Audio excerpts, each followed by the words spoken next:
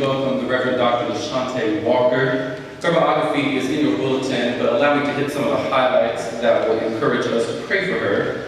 She received a Bachelor of Arts degree in Political Science from Arkansas State University. From an unbiased, completely objective opinion, she went to the best theological school in the country, which is Vanderbilt University, where she received a master's in theological studies, and she received a doctorate of education degree from Lipscomb University. She's an ordained minister with 20 years of ministry experience, and she currently serves as the provost for academic affairs and student life at American Baptist College, where she also serves as a faculty member. To many of you, she is no stranger, but allow me to remind you and to encourage you to pray for her, to encourage her, and to respond to her as the message touches your heart. I heard her speak a few months ago at Vanderbilt for a chapel service, and it was content-full, it was powerful, and I'm sure that she's going to do the same thing for us this morning. So if you would put your hands together as we welcome the Reverend Dr. LaShante Walker.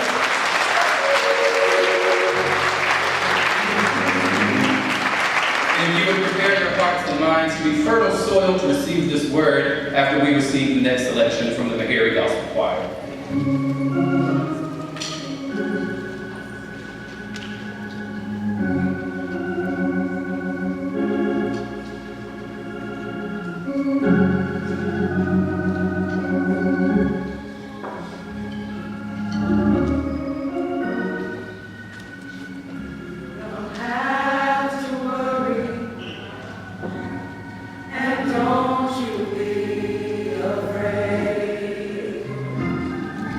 Joy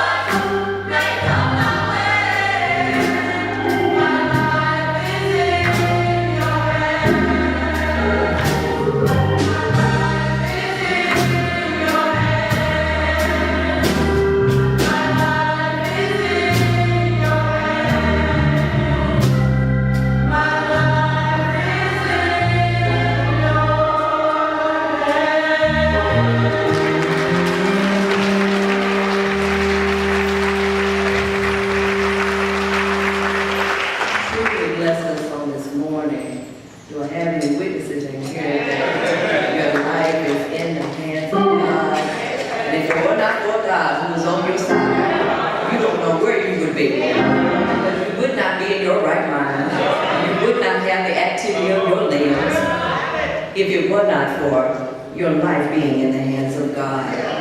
We give God all the praise on today and all the glory.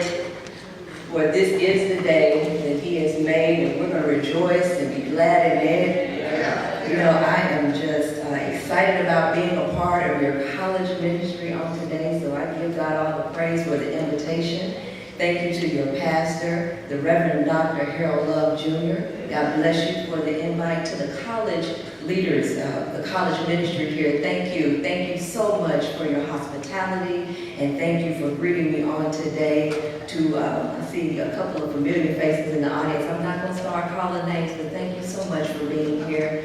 I do have my daughters with me on today, Caroline and Kaden, so I'm going to ask them just to wave their hand. They ain't got to stand anything. My babies, so you know, they do come and support Mama in ministry and drive me here. My oldest is 16, so you know, she drives me and blesses me real good nowadays. God is just an awesome God. I want to just give a word of prayer before I begin preaching the word. God in heaven, we just thank you. God, I thank you for being God and God alone. God, I thank you for your presence on today. We thank you for your power and for your partnership. Now, God, I just ask that you will rest upon this service. Rest upon this ministry continually. Rest upon your people. Now, God, I just ask that you will send a word in due season to those that are in this place. God, I pray right now that you will let the words of my mouth and the meditation of my heart be acceptable in thy sight. O Lord, my strength and my redeemer. And the people of God said, amen. And I won't be before you long, because I believe y'all got some food cooking somewhere in here. So I know how we are when we know it's some food cooking. And so I'm not going to be standing up here and y'all hungry on me. If you would, follow me to Galatians, the 6th chapter.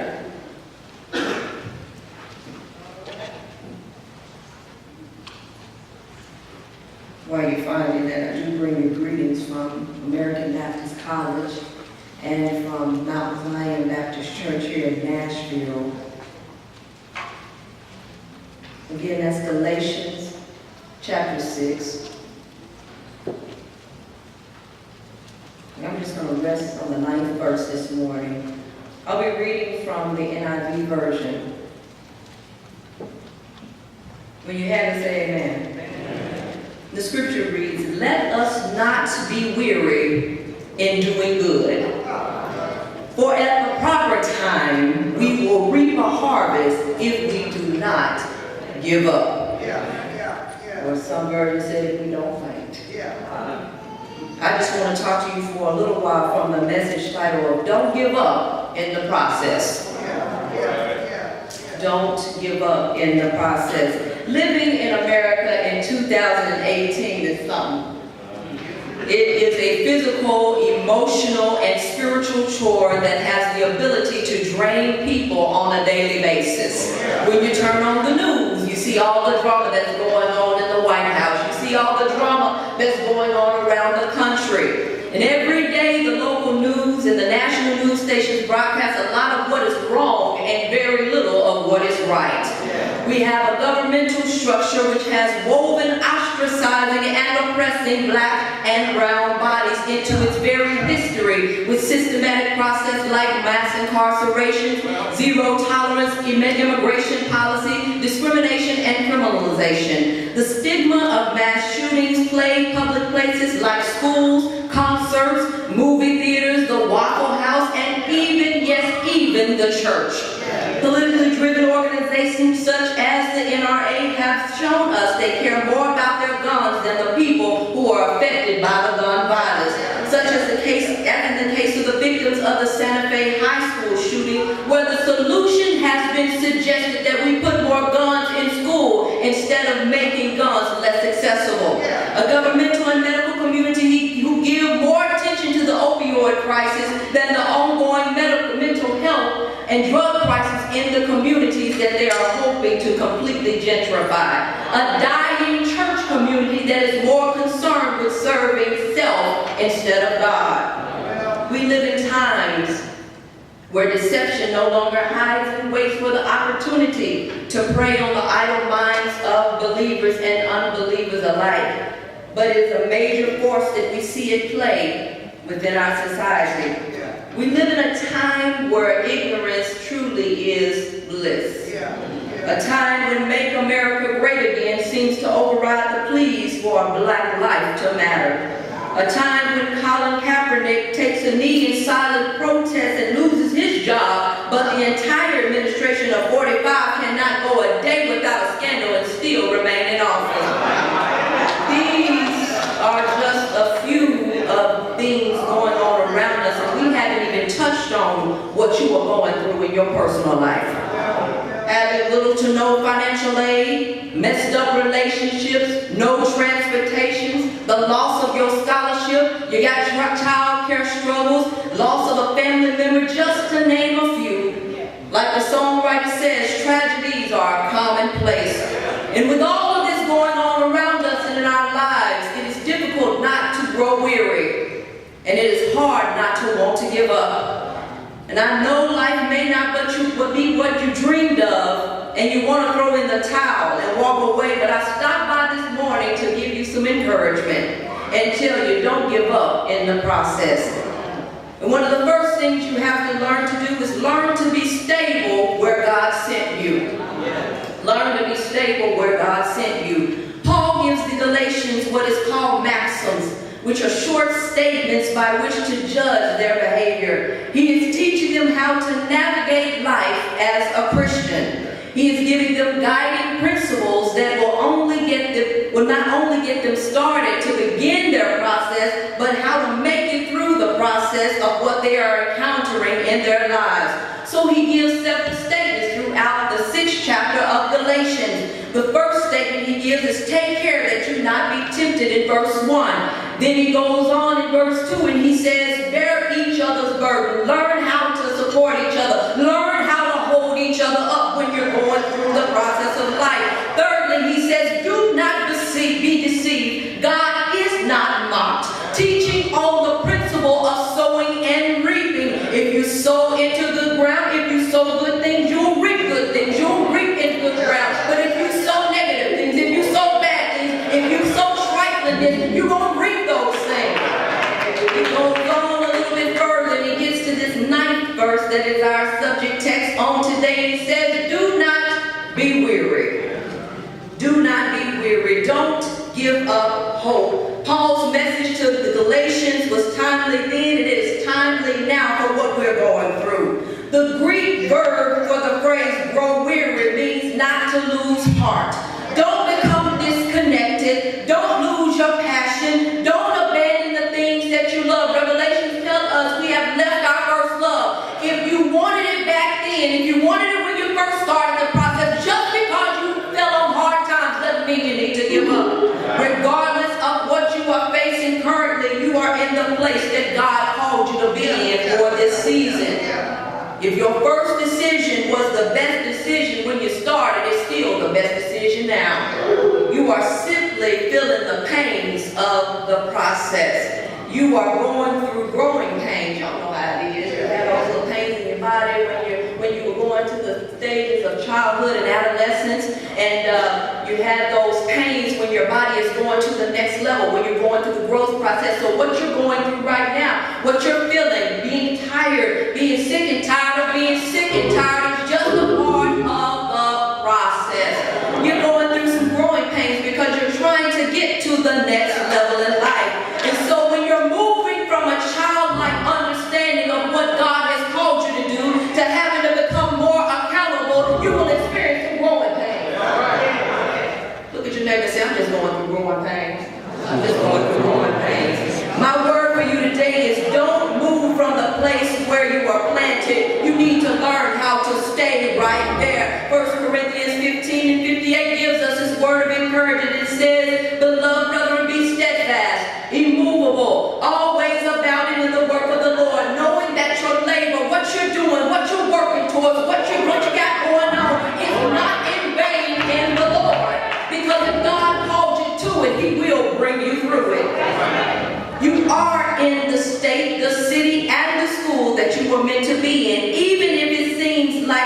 hasn't gotten off track and it is not what you expected, you know that this is what you prayed for. You know that this is the place God told you would be your next move. You are in the graduate program you applied for. You in the professional program you trusted God for admission for. You are with the person you desire to be with. You're on the job you interviewed for. But when times become rough, sometimes it's hard to live and remember why you even made the decision in the first place.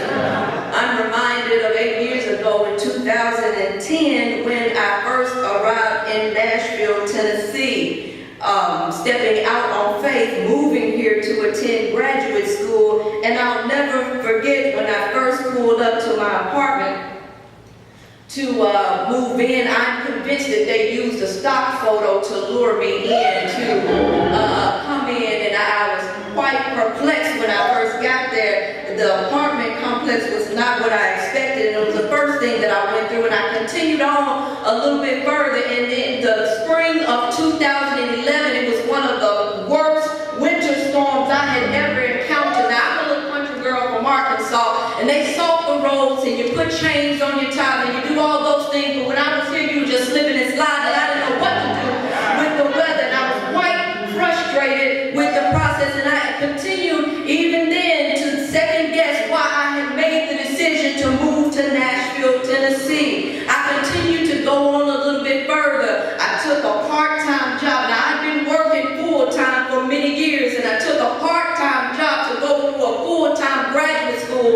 program. I was working as an intern for a person doing a job I had done before full-time before I came to graduate school. The Lord knows how to take you through a process. But I'm here to tell you, after going through process after process and wanting to give up and being weary, having little to no money when you needed things to be in order, having to go through that struggle, and now, fast forward, I am standing before you as the provost for academic affairs at American Baptist College. I don't tell you that to brag, but I know what it looks like going through a process from having no job to being a graduate student to now being a high-ranking official at a local college. God will keep you if you will learn how to stay with the process. When things start going in a different direction from what we planned, our first reaction is to flee the scene. We want to be released from the commitment. We want to pack up and go home. We want to transfer to another school. You want to call up schools and see if your hours will transfer. You want to move. Y'all know how we do. I see it all the time. When things become uncomfortable, we want to leave the space. But I'm here to tell you this morning, be not weary, because I'm reminded of what Paul says in Romans 8:18. For I consider that the sufferings of this present time are not worthy to be compared with the glory that shall be revealed in us. What God is going to do through you will change the world. What God is working on through you is going to shift what you understand about life itself. But you can't give up in the midst of it. You may have to eat ramen noodles sometime. That may have to be your menu Monday through Friday. You may have to learn how to do mental math real well and calculate the mileage from point A, B, C, and F. And you might have to understand how much gas it'll take when your gas light comes on for you to get to the next place. But God, it cannot compare to where God is taking you to. It cannot compare what God is going to do through you. You may have to do some things, you know. Learn how to go to the laundromat. Learn how to do your own dry cleaning. Put a pillowcase or a sheet over that suit and press it yourself. Y'all did some of that stuff before. I'm talking about something y'all done had to do when you were in college. Those of you who haven't been in college for a while, but these college students can identify with what I'm talking about right now. When you get you some dry sheets and make that dress look brand new. And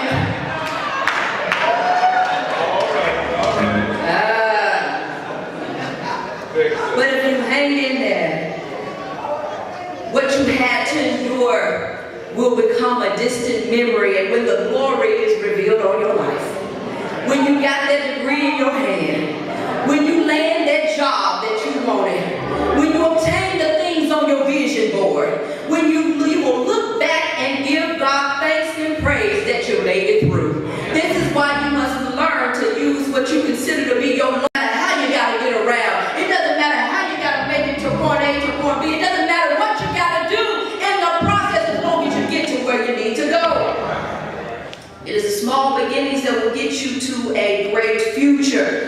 Don't despise that internship is helping you to get towards your destination. Don't despise those unpaid volunteer work you are doing. It's helping you to get towards your destination. I call upon a witness in the Bible by the name of Joseph in Genesis that we'll find his story. When he was working in Potiphar's house, he was learning about process at that time, and he continued to do the work. And even when he was put in the jail, he was still learning some things about process and administration. And when he was called upon by the Pharaoh to learn about what was going on and how to help with those dreams he was having about what was ahead for Egypt, Joseph was able to put on those times when he learned how to make sure and count and know when people were in their proper place in the prison, and to know when all was well in Potiphar's house. He used his downtime, or what he considered his low time when he was away from his family. He used what was considered low time to prepare him. And so when he got to second in command of Egypt, he knew that at that point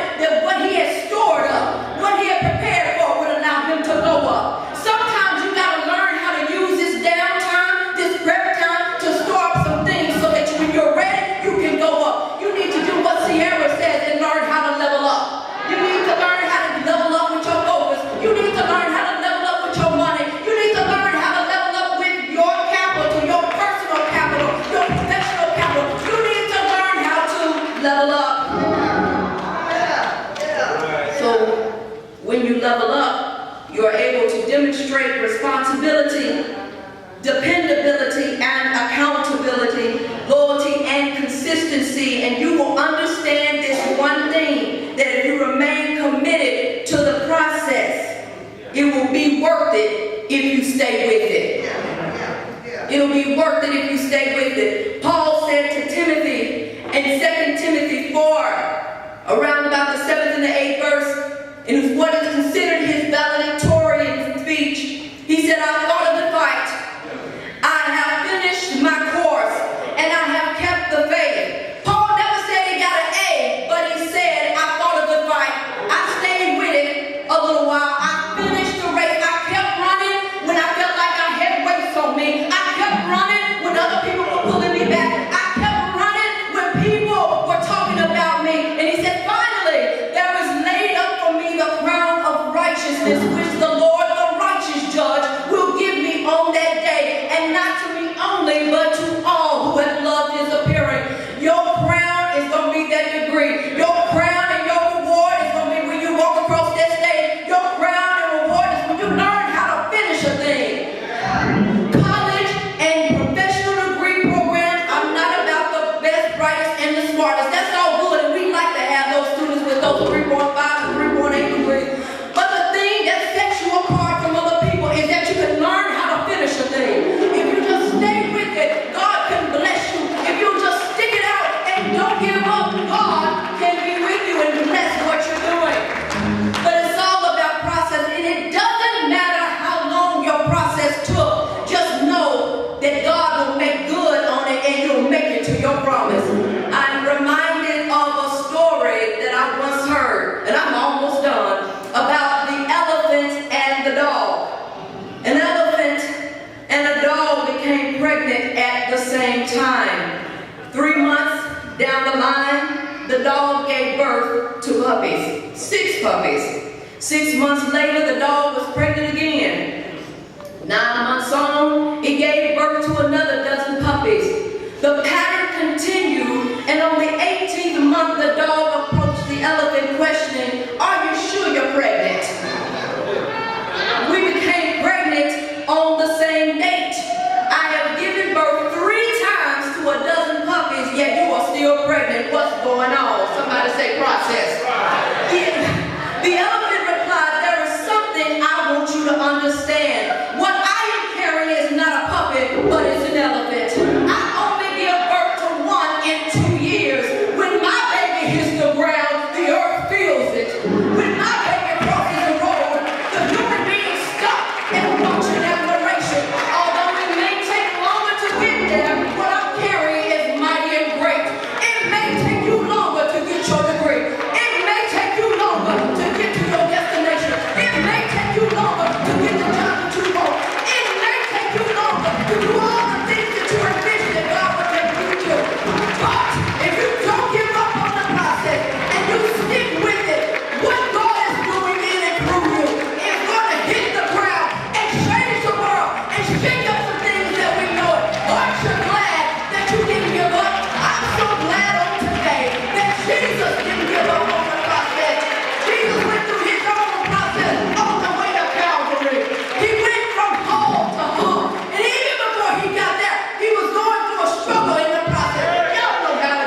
when you're going through a process and you want to give up and you're tired. And he was sitting in the Garden of Gethsemane and he was praying to his Father. And he said, you know, this process is pretty hard. And the scripture reveals that sweat like blood dropped down his face. He was just in that much agony. Some of y'all know some drama like that in your life can cause you to sweat like blood, can cause you to have some sleepless nights, can cause you to cry all night long, can cause you to wake up with a banging headache because you ain't slept, can cause you to want to give up and throw in the towel. But God, Jesus stayed right there. He remained committed because he learned how to stay stable in where God sent him. He learned how to use his prep time, his downtime as his prep time. And he knew that if he stayed with it, it would be worth it. So he kept on going and he said, nevertheless, I don't want this cup. I don't want to drink out of it. I don't want to deal with this. I'm not ready to die like this. But God, nevertheless, not my will, but thy will be done. And he kept on going because he didn't stop right there. He went before Pontius Pilate. He went before the Sanhedrin council. And he stood there. And the scripture said that he didn't say a murmuring word. And he continued to go on through the process because he didn't give up on you. He didn't give up on you. He didn't give up on you and you and you. He kept on going through the process. And the scripture reveals that they marched him from hall to hall. And he continued to go further. And even when he stumbled, another time to help him bear his cross. You know, sometimes you'll stumble along the way. You'll need a little help to help bear your cross as you keep going through the process. But he still didn't give up. He continued to go towards his destination, towards his divine destiny. And he didn't stop there. And he went on the cross and he was still going through the process. And even when he wanted to give up while he was on the cross, he didn't stop with this prophetic move until the very end. He was still giving a word, forgiving folks while he was on the cross, talking to God while he was on the cross, making arrangements for his mama while he was on the cross. And then at the very end, he gave up the ghost. He stayed determined when it was over, but he didn't stop there because he stayed in Joseph's borrowed tomb. And he stuck with the process. And he said, I'm going to lay right here till God gets my money up. Sometimes you have to just learn how to be still and lay in it until God gets you up. Because all you know is that you can't give up in the process. And the scripture reveals that 3 days later, he rose early on a Sunday morning, just like this day. And he had all power in his hand. I just stopped by to encourage you on today. Don't give up. Don't give out. Don't give in. Because in the end, you will win. Because you have the power to make it through the process.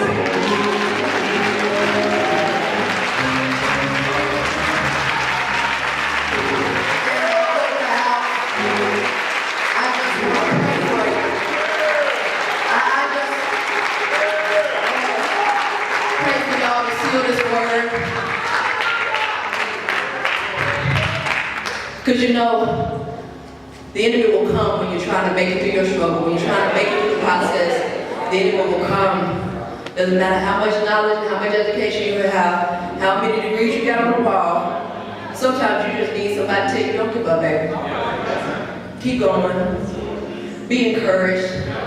That's when the scripture goes on in verse 10. It says you have an opportunity to build others up, to give back. When God has delivered you and given you the strength to go through the process, you got to learn how to give your testimony. The scripture says on the Revelation that they were overcome by the blood of the Lamb and the word of their testimony. You are a living testimony for other people. Don't give up on the fight. Don't give up in the process so that you too can encourage someone else along the way. God in heaven, we come before your presence and thank you for your word on today. Thank you for your encouragement. Thank you for your knowledge. Thank you for your presence. And God, we pray that this word is sealed. I pray that anyone who felt like giving up when they walked in these doors, that they're encouraged to keep on going just a little while longer. I pray that anyone who is dealing with some issues in their body, God, that you will speak a word into their life, to not be weary in what they're going through, but in due season, they will reap if they think not. So God, I just pray right now that you will touch everyone in here. You will touch the pastor, you will touch the leaders, But God, we pray right now that this word is still in their hearts. In Jesus' name we pray.